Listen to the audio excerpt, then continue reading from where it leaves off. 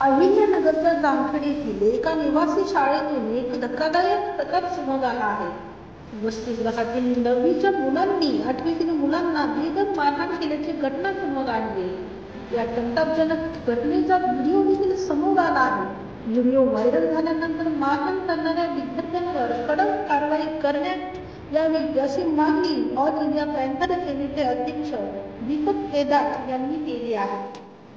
दीपक केदार यांनी या घटनेवरून सरकार व जामखेडचे आमदार रोहित पवार यांना देखील सवाल केला आहे।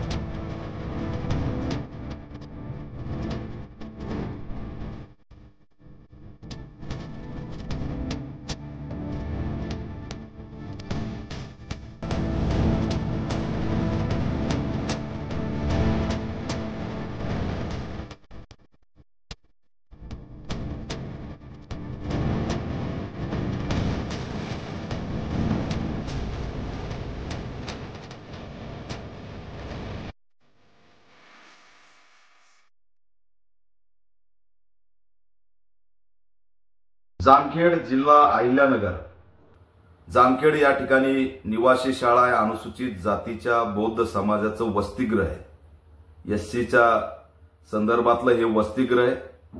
बीड जिल्ह्यातील ऊसतोड मजुरांचे पोरं या वसतिगृहामध्ये शिकतात राहतात। पण जे विदारक व्हिडिओ, मानवतेला काळिंबा फासणारा व्हिडिओ जो व्हायरल झालाय, त्याच्यातली क्रूरता बघितल्यानंतर तळपायाची आग मस्तकाला जाते की सामाजिक न्यायाचं हे केंद्र त्या ठिकाणी कशा प्रकारे सामाजिक न्यायाला चिरडून टाकलं जातंय। व्हिडिओमध्ये मारणारे पोरं हे मोठे आहेत आणि मार खाणारे मुलं हे छोटे आहेत। अक्षरशः बेल्ट, रॉड, त्या ठिकाणी चापटा, रिंगण करून या लहान लहान लेकरांना मारलंय। ते पाया पडतायत तरी हे मोठं तरुण ऐकायला तयार नाहीत। याच्यामध्ये जे फेल्युअर आहे ते शिक्षक कुठे आहे, मुख्याध्यापिका कुठे आहे, वार्डन कुठे आहे, सुरक्षा रक्षक कुठे आहे, सीसीटीव्ही कॅमेरे कुठे आहेत। ऊसतोड मजुरांचे लेकर आहेत म्हणून, दलितांचे वसतिगृह आहेत म्हणून तिथं काहीच सोयी सुविधा नाही। मुख्याध्यापिका फक्त अनुदान लाटण्यापुरतं मर्यादित आहे। या शाळेच्या सर्व कर्मचाऱ्यांची चौकशी झाली पाहिजे। अहमदनगर पोलीस अधीक्षकांनी तात्काळ दखल घेतली पाहिजे। सामाजिक न्याय विभागाच्या आयुक्तांनी धाव घेतली पाहिजे। राज्यभरातील बौद्धांचे जे वसतिगृह आहेत ते सगळे सीसीटीव्ही अंतर्गत सुरक्षित झाले पाहिजेत। सिग्नल कुणी तोडला याच्यासाठी आमच्याकडे सीसीटीव्ही आहे आणि त्याच्यासाठी वॉर रूम आहे। पण वसतिगृहात दलितांचे लेकर कसे राहतात, त्यांचं रॅगिंग सुरू आहे, ते तडफडतायत, मरतायत, त्यांना शिस्त लागते का, याच्यासाठी मात्र ना सामाजिक न्याय विभागात वॉर रूम आहे, ना आधुनिक सुरक्षा आहे, ना सीसीटीव्ही आहे। किती दिवस सामाजिक न्याय विभागाचे जे काही सामाजिक न्याय मंत्री संजय शिरसाट आपल्याला किती दिवस पाहिजेत आणखी? वसतिगृहांमध्ये ही जी अवस्था सुरू आहे ती तुम्ही बदलू शकला नाहीत. सामाजिक न्याय मंत्री म्हणून वसतिगृहांना सुरक्षित करू शकत नाहीत. असं जर होत राहिलं तर शिक्षण दलितांचे लेकर कसे घेणार हा प्रश्न उभा राहिलाय. याच्यामध्ये संस्थेचे जे काही मुख्याध्यापक, शिक्षक, कर्मचारी सगळ्यांवरती कारवाई झाली पाहिजे. सामाजिक न्याय विभागाचं आयुक्ताचं सुद्धा सस्पेंड झालं पाहिजे आणि मारणाऱ्या मुलांना तात्काळ अटक केलं पाहिजे. निरागस लेकरांना जनावरांसारखं मारलं जातंय. मुख्यमंत्र्यांनी दखल घेतली पाहिजे. रोहित पवार हा मतदारसंघ आपला आहे. कधी एखाद्या निवासी शाळेच्या सामाजिक न्याय विभागाच्या दलितांच्या लेकरांच्या वसतिगृहांना भेट दिली? अरे जनावरांसारखे ते राहतात. आमच्या राज्यात गोशाळा आधुनिकपणे सीसीटीव्ही फुटेज, सीसीटीव्ही मध्ये गोशाळा सुरक्षित आहेत. गायींची रक्षा होते, पण दलितांच्या वसतिगृहांची असणारी रक्षा होत नाही. त्यांना सोयी नाहीत, त्यांना सुविधा नाही, त्यांच्यावर लक्ष नाही. का तर ऊसतोड मजुरांचे लेकर आहेत, का तर दलितांचे लेकर आहेत. यात जातीवादाचा प्रश्न येत नाही. याच्यामध्ये शासकीय प्रशासकीय फेल्युअर आहे. हे त्या सामाजिक न्याय विभागाचं समग्र खरा चेहरा उघड पाडणारा हा चित्र आहे.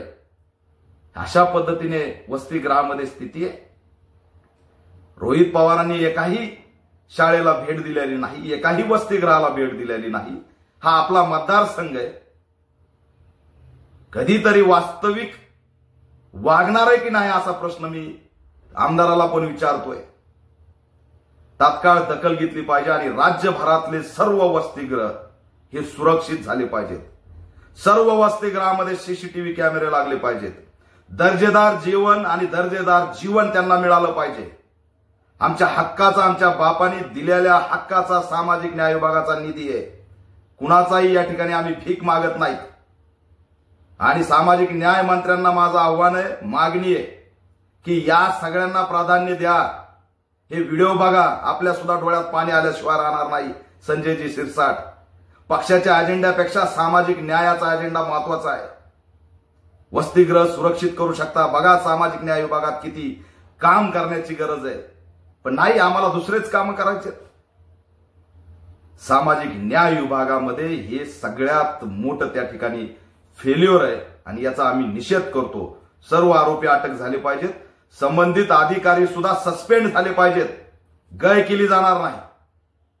आणि हा मुद्दा सामाजिक न्याय विभागाच्या अंतर्गत कशा पद्धतीने निवासी शाळा वसतिगृहामध्ये लेकरं राहतायत, तडफडतायत. आणि विशेष जामखेडच्या पोलीस स्टेशनला कुटुंब जाऊन कालपासून एफआयआर घेतली नाही. न्याय मागायचा नाही. आणि आता पोलीस जामखेडचे व्हिडिओ कसा व्हायरल झाला. अरे कसं मारलं त्यांना. त्या बेदमपणे त्या पोराला तिथं मारहाण केली. त्यांनी सुसाईड केलं असतं. घरी येऊन फाशी लटकून घेतली असती. पुन्हा आकस्मिक मृत्यू म्हणून तुम्ही नोंद करून मोकळे झाले असते. हे शोषण दिसत नाही. मारणाऱ्यांनी व्हिडिओ काढलाय. त्याच्या मागचा मोटो काय, त्यांना कुणी सांगितलंय, त्याच्या मागे षडयंत्र आहे काय, कोण तपासणार. मुख्याध्यापिका, शिक्षका, सुरक्षा गार्ड आहेत की नाही. सगळ्याची सखोल चौकशी झाली पाहिजे. कुणाचीही गय करता कामा नये. मुख्यमंत्र्यांनी तात्काळ दखल घ्यावी. एकनाथ शिंदेच्या पक्षाकडे सामाजिक न्याय विभाग आहे, ते कशासाठी त्यांनी जरा विचारावं. आणि त्या ठिकाणी रोहित पवार जे आमदार आहेत त्या मतदारसंघाचे, त्यांनी असणारं त्या जामखेडच्या पोलिसांना बोलून त्या आरोपींना त्या ठिकाणी अटक करायची भूमिका घ्यावी.